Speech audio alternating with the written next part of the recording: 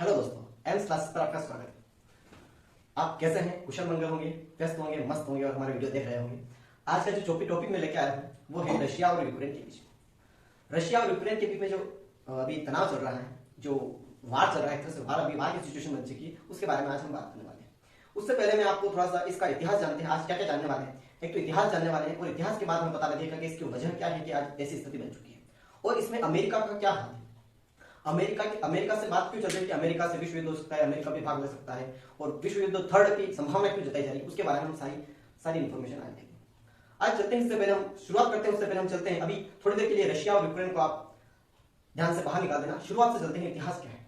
हम चलते हैं 1945 में। 1939 से लेकर 1945 के बीच में वर्ल्ड वार सेकंड हुआ था और 1945 में जब वर्ल्ड वार की एंडिंग हुई थी तब विश्व जो है दो भागों में वो बढ़ चुका था। वो दो भाग थे, एक तो अमेरिका और दूसरा था यूएसएसआर, जिसे हम सोवियत संघ कहते हैं। ये दोनों ही सुपर पावर बन चुकी थी। दोनों दो सुपर पावर थी पूरी दुनिया में, एक तो थी अमेरिका और दूसरी थी यूएसएसआर। अब क्या हुआ, इस एंडिंग के बाद 1945 से लेकर 1991 तक अमेरिका और यूएसएसआर के बीच में कुछ मतभेद रहे।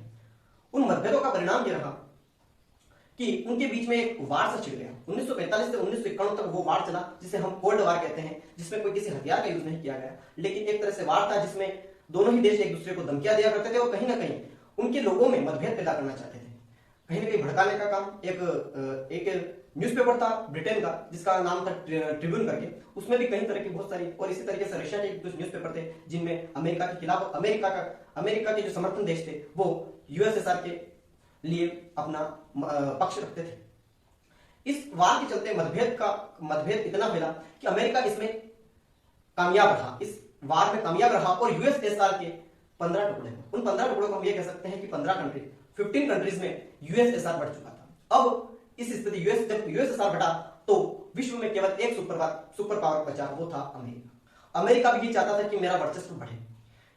इसी दौरान अमेरिका और ये 15 कंट्रीज जो थी, पहले मैं उनको आपको बताता हूँ 15 कंट्रीज कौन थी। उसमें था Ukraine, Armenia, Azerbaijan, Belarus, Estonia, Georgia, Kazakhstan, Kyrgyzstan, Latvia, Lithuania, Moldova, रूस, ताजिकिस्तान, तुर्कमेनिस्तान और उज्बेकिस्तान। आप देखेंगे कि ये सभी 15 कंट्रीज में एक था यूक्रेन और रशिया। रशिया सबसे बड़ा देश था, एरिया के मामले में सबसे बड़ा देश है और सबसे ताकतवर देश रशिया ही था। इसके बाद दूसरा यूएसएसआर का दूसरा सबसे बड़ा देश कह सकते हैं यूक्रेन था।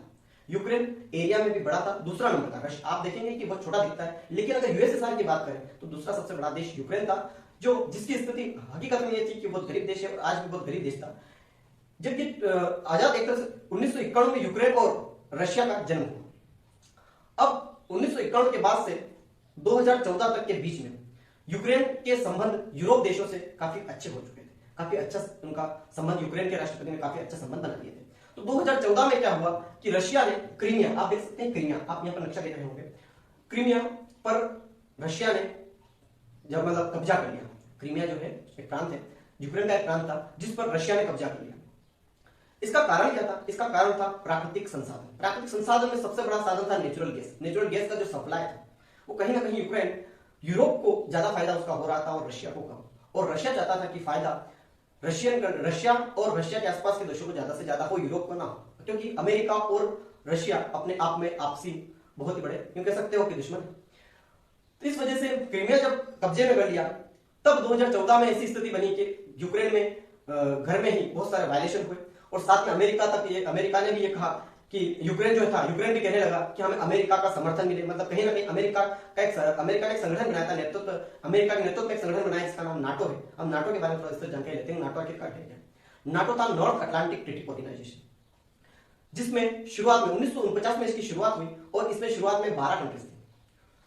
इन 12 कंट्रीज के बाद इसने नाटो का विस्तार की नीति थी अमेरिका की। अमेरिका का चाहता था कि मेरा वर्चस्व सभी हो, मेरा भी वर्चस्व हो, इसलिए उसने नाटो में विस्तार की नीति अपनाई और धीरे धीरे एक समय के बाद ऐसा एक समय आया जब 2004 में जो यूएसएसआर टूटे हुए 15 देश थे, उनमें से भी 3 देश जिनके नाम मैं आपको बताता हूं, उनमें से 3 देश जो थे वो भी मतलब कि नाटो के सदस्य बन चुके थे। उसके बाद उनका यूक्रेन चाहता था कि मैं भी नाटो का सदस्य बनूं और रशिया चाहता था कि कभी भी यूक्रेन नाटो का सदस्य ना बने। आज की स्थिति में नाटो में 30 कंट्रीज है, 30 देश ऐसे हैं जो नाटो के सदस्य हैं। नाटो एक सैन्य संगठन है जो कभी भी किसी भी एक सदस्य पे अगर किसी देश का हमला होता है, किसी भी एक देश पर कोई आक्रमण होता है, तो यह समझा जाता है कि नाटो सदस्य देशों पर हमला हुआ है, इसलिए वो सभी एक साथ मिलकर, एकजुट मिलकर सभी उसका जवाब देते हैं। तो कहीं ना कहीं यूक्रेन भी चाहता था कि मैं एक छोटा देश हूं, मैं नाटो में शामिल हो जाता हूं। यूक्रेन के राष्ट्रपति हमेशा से कोशिश रहती है कि मैं नाटो का सदस्य बनूं, और 2008 में ऐसा ही होने जा रहा था कि यूक्रेन और जॉर्जिया को नाटो सदस्य बनने का न्योता मिला।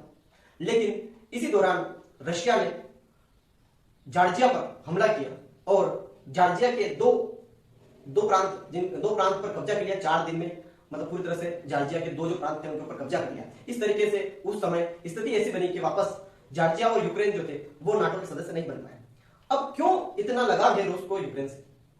रूस चाहता है कि यूक्रेन कभी भी नाटो का सदस्य ना बने। क्यों? उसका कारण यह है कि अगर यूक्रेन नाटो का सदस्य बन जाता है तो वो पूरी तरह से जो है नाटो सदस्यों से घिर जाएगा रशिया। ये इसको चिंता रहती है और वो नहीं चाहता। क्यों? क्योंकि यूक्रेन में नाटो सदस्य की मिसाइलें, सैन्य शक्ति पूरी तरह से रशिया पूरी तरह से घिर जाएगा। ये दूसरा कारण कह सकते हैं। और आप देखेंगे कि जो यूक्रेन है वो पूरी तरह से यूरोप से घिरा हुआ है और पूर्वी यूरोप में बॉर्डर जो लगी हुई है रशिया और यूक्रेन की लगी हुई है। यहाँ पर 2 हिस्से ऐसे हैं। अभी मौजूदा स्थिति क्या है? अब मौजूदा स्थिति के बारे में बात करते हैं।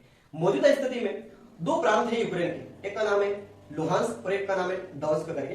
अगर मुझसे कहीं प्रोनाउंसिएशन में मिस्टेक हो रही है तो आप एक बार सर्च करना, उसमें मिल जाएगा। तो ये जो दोनों प्रांत है, इन दोनों प्रांत में रशियन सपोर्टर्स हैं। मतलब ये कह सकते हो सेपरेटिस्ट, यूक्रेन सेपरेटिस्ट कह सकते हो, जो रशिया का सपोर्ट करते हैं कहीं कहीं। क्यों? क्योंकि यूक्रेन और रशिया की भाषा, संस्कृति और राजनीतिक नजरिए से काफी मिलता जुलता है। इस वजह से वहां के लोग चाहते हैं कि हम रशिया में शामिल हो जाए, यूक्रेन जो है रशिया में शामिल हो जाए। वो सेपरेटिस्ट है, उनका और यूक्रेन के लोगों में भी काफी तनाव हमेशा बना रहता है। ये थी स्थिति पूरी, जिसका कारण थे वो मैंने आपको बताया। अब चलते हैं हम भारत का इस तनाव में क्या योगदान रहेगा या किस तरीके से भारत इसको समर्थन देगा। अमेरिका चाहता है कि भारत हमारा साथ दे, मतलब यूक्रेन का साथ दे। लेकिन भारत के लिए अमेरिका और रशिया दोनों ही बहुत ही करीबी राजनीतिक, बहुत ही करीबी देश है, बहुत ही ज्यादा करीब देश है। सबसे हमें काम पड़ता है वो वाली बात है। तो भारत जो है रशिया और अमेरिका दोनों से राजनीतिक रूप से काफी अच्छा करीबी है। इस वजह से अगर भारत वो चाहता है, जरूर अमेरिका जरूर चाहता है कि भारत साथ दे, लेकिन भारत के लिए, क्योंकि चीन तनाव हमारे भारत के साथ लगे हुए हैं, चीन की जो बॉर्डर टेंशन है उसके लिए रशिया का समर्थन भारत को हमेशा से रहा है। इसलिए भारत के लिए अभी ये कह पाना संभव है कि वो किसका साथ देगा। तो आप यहां से ये समझे होंगे कि भारत के लिए दोनों ही जरूरी है, इसलिए वो किसी का साथ नहीं देगा। लेकिन यूक्रेन को एक उम्मीद है कि भारत इस विवाद का निराकरण कर सकता है। इसलिए आपने देखा होगा कि यूक्रेन के राष्ट्रपति ने अपील भी की है प्रधानमंत्री नरेंद्र मोदी से कि इसको बहाल करें, शांति स्थापित करने की कोशिश करें। तो आपने मुझे लगता है कि आपने पूरा ही ये जो सिनेरियो चल रहा है इसको समझा होगा, आपको अच्छा लगा होगा। अगर आपको ये वीडियो अच्छा लगा है तो आप इसको ज्यादा से ज्यादा शेयर कीजिएगा, लाइक कीजिएगा और अपने कमेंट, अपने रिव्यू, इस मसले पर पूरा आपका क्या रिव्यू है, उसको भारत को समर्थन देना चाहिए या नहीं देना चाहिए, इसके बारे में भी आप पूरा जो भी आपका कमेंट है वो कमेंट सेक्शन में जरूर दर्ज करिएगा। Thank you.